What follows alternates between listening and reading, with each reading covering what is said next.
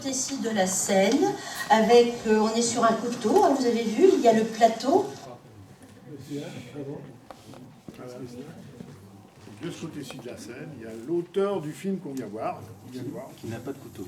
Qui n'a pas de couteau, non, quand même, j'espère. Et l'actrice n'a pas mis sa main devant la bouche. Oui, exactement. Il y avait le micro devant la bouche. Oui, il y avait le micro, bah, heureusement quand même, hein, parce qu'on n'en a rien entendu autrement. Bien, j'ai pas fait attention à la date, il est récent ce film. Il a été tourné il y a 11 mois à peu près, donc Oui, juillet 2018. Juillet 2018, oui. D'accord. Bien. Alors c'est tous les problèmes de ces questions de nuit, là, où finalement on vous avance qu'elle peut répondre. En fait, il y avait 3 thèmes qui m'intéressaient dans ce film. C'est les 3 thèmes, je pense, qui conditionnent toutes nos vies. C'est l'amour, la mort et les médias. Et j'avais envie de traiter les 3 choses en même temps. Et puis je me souviens une nuit sur Europe 1, dans une émission un peu comme ça, j'avais entendu une femme d'affaires qui disait qu'on vivait dans un monde formidable parce que de la naissance au cercueil, on pouvait vivre dans un monde entièrement franchisé. C'est-à-dire qu'on pouvait toujours trouver une société qui vous prenne en main. Et ça m'avait horrifié parce qu'elle était très fière de ça. Et je me suis dit que c'était intéressant de montrer quelqu'un dont le travail importe vraiment dans la vie de tous les jours. Oui. Remarque, quelques questions? Oui.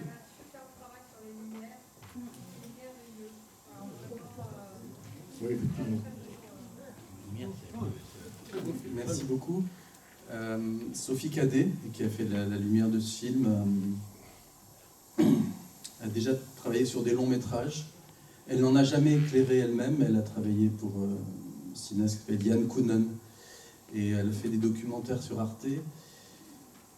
Et en fait, ce qui m'intéressait et ce qu'elle a accepté de faire comme travail sur la lumière, c'était que souvent quand on montre des plateaux télé, là j'ai vu que Michel Denisot venait de faire un film sur la télé, ou quand on monte la radio, on a tendance parfois à rendre l'image un peu trop glamour. Et là, ce qui m'intéressait, c'était de montrer ce personnage d'animatrice qui fait un peu d'acupuncture verbale en fait. Il faut qu'elle trouve tout de suite la bonne réplique, sinon le mec va se suicider clairement. Et ce que je trouvais intéressant, c'était que la caméra tourne autour du visage de cette jeune femme, voilà, comme si elle était elle aussi. Alors elle est face à la caméra, mais elle est dos au mur en fait. Et je trouve que voilà, rentrer dans les pores de sa peau, rentrer dans ses yeux et rentrer dans le bâton de pluie à la fin, il fallait vraiment que l'image, que la lumière montre quelque chose d'un peu crépusculaire, quoi. Enfin, et les silences ont autant de silence que autant d'importance que les paroles. Absolument. Oui, oui, c'est vrai. Oui. C'est vrai. Oui. D'ailleurs, par moment, on se demande si vraiment elle va trouver la bonne question, la bonne réponse, en fait. Hein. On sent que c'est tendu quand même tout ça. Hein. oui. Moi, je pense qu'après 50 ans, il est difficile de ne pas se sentir responsable de la mort de quelqu'un. On a tous, je pense, des gens qu'on aurait pu secourir mieux, qu'on aurait pu aider. Et je me souviens plus d'ailleurs de la question, c'était sur les silences, pardon. Oui, les silences qui parlent autant que les paroles. Ouais. Que les paroles. Ouais. Et, oui, voilà, c'est ce que je disais, c'est de l'acupuncture verbale. C'est-à-dire que moi, il y a un truc qui m'énerve beaucoup en ce moment, c'est les livres de développement personnel. Chaque année, il y a un auteur qui sort un nouveau livre de développement personnel et on a envie de lui dire mais pourquoi tu n'avais pas dit l'année dernière ce qu'il fallait faire pour se développer tout de suite. Et dans la radio, je crois que c'est des moments de vérité et je voulais pas que cette actrice, enfin le personnage, soit omniscient, quoi.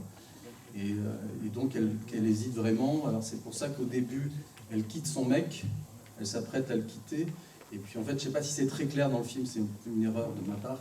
En fait, le SMS ne part pas. Elle ne l'envoie pas. Ah non, ça, on Ouais. l'a pas senti, ça. On l'a pas senti. Oui. Non, on l'a pas senti. Mais c'est pas gênant. Ok. Et Bon, bah, après tout, ça ne gêne pas le reste du film. Hein. Qu'il soit parti ou pas, pour la suite, peu importe.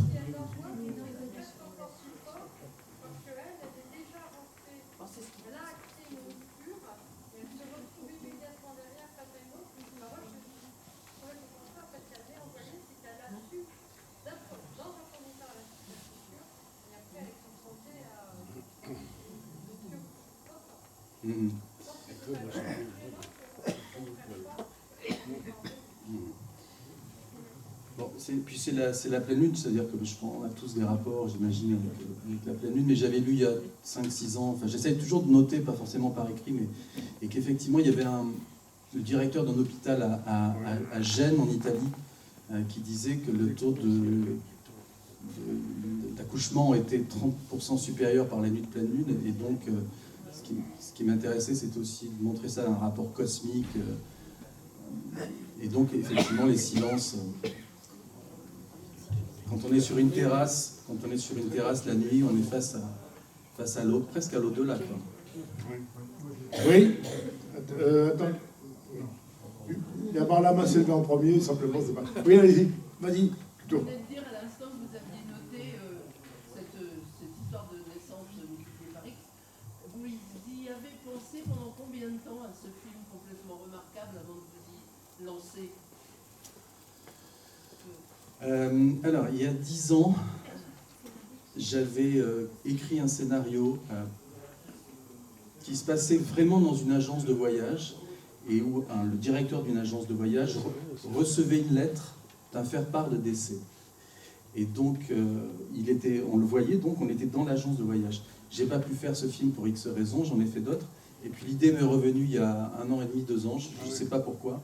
Et je trouve ça rigolo dans la vie de voir que quelque chose qu'on avait imaginé visuellement devient finalement une discussion. Voilà, je dirais pas que c'est maturer les choses, mais c'est toujours les surprises. Et la phrase de Jim Harrison qu'on entend à la fin, elle m'est venue 3 jours avant le tournage. Je sentais qu'il fallait que cette jeune femme se réfère à quelqu'un. Alors, souvent on se réfère à Oscar Wilde. Il y a toujours une phrase d'Oscar Wilde que les gens ont sous la main, mais là je pensais à cette phrase de Jim Harrison qui m'avait beaucoup secoué quand j'avais perdu un être cher il y a quelques années. J'ai tombé sur ce livre d'Alva où il dit « Pourquoi voulons-nous absolument que les morts nous veuillent du mal ?» Et voilà. Alors, j'aurais préféré peut-être citer quelqu'un d'un auteur peut-être moins connu, mais cette phrase-là m'avait... Voilà. Donc en fait c'est un peu un patchwork en fait. J'ai eu cette idée de scénario il y a 10 ans, et puis la marche du monde aujourd'hui avec Amazon, etc., la Fnac et autres, qui fait qu'aujourd'hui 80% de nos achats se font dans des enseignes sur lesquelles les vendeurs n'ont quasiment aucune responsabilité. Allez vous plaindre aujourd'hui de quelque chose que vous avez acheté, ça devient de plus en plus abstrait. Et donc c'est un mélange de tout ça en fait. Là-bas, vous aviez une question? Oui, c'est pas une question, c'est une appel, ce que j'ai ressenti ici, un film qui touche, je veux dire, au-delà, effectivement, les lumières sont magnifiques, mais cette femme qui a ses propres, je veux dire, qui a ses propres problèmes, effectivement, qui après qui se retrouve, est passionnant, qui se retrouve confronté, et puis j'aime bien, moi, au début, on a l'impression que c'est ce truc qui monte progressivement. On voit qu'au début, on ne sait pas si elle s'emmerde avec son scud, là, bon, d'accord. Et puis après, elle se rend compte, je veux dire, par rapport l'angoisse, enfin, je veux dire que finalement, elle est responsable de ce qui va se passer et des réponses qu'elle va donner. C'est traité d'une manière très sensible et enfin, franchement, ça m'a ému. Merci beaucoup, c'est très gentil. Et je vais peut-être juste dire un mot de la comédienne en fait. Je pense que comme tous les gens dans cette salle, c'est l'appât du gain qui m'attire. Et j'avais envie à un moment, vraiment, une fois que j'avais trouvé le décor de la radio, non, je plaisante bien sûr, mais j'avais envie de faire le film en 3 langues, en français, en anglais et en italien, mais avec 3 comédiennes différentes. J'y avais vraiment pensé, en me disant le plus dur au cinéma, c'est souvent de trouver un décor. Et puis j'ai lâché l'idée, et puis je me suis dit, il faut vraiment trouver une excellente comédienne française. Et c'est un comédien qui s'appelle Éric Pratt, qui joue le fils de Tati Daniel dans le film de Châtilliès. Je l'ai appelé un peu à la rescousse, je le connais un petit peu. Je dis, je cherche une comédienne pour jouer un rôle comme ça, ultra sensible, où il ne faut pas en faire trop haut ni en faire trop peu. Et il m'a conseillé Marilyn Fontaine. Voilà, que vous avez peut-être vu dans un film de Jacques Doyon aussi, qui s'appelait Un enfant de toi. Bon choix. Autre remarque? Non? Bien, bah écoutez, on vous remercie encore. Attendez, vous passez au petit cadeau, vous allez avoir clé USB et vous prenez autre chose. Maintenant, vous avez l'entracte. 20 minutes.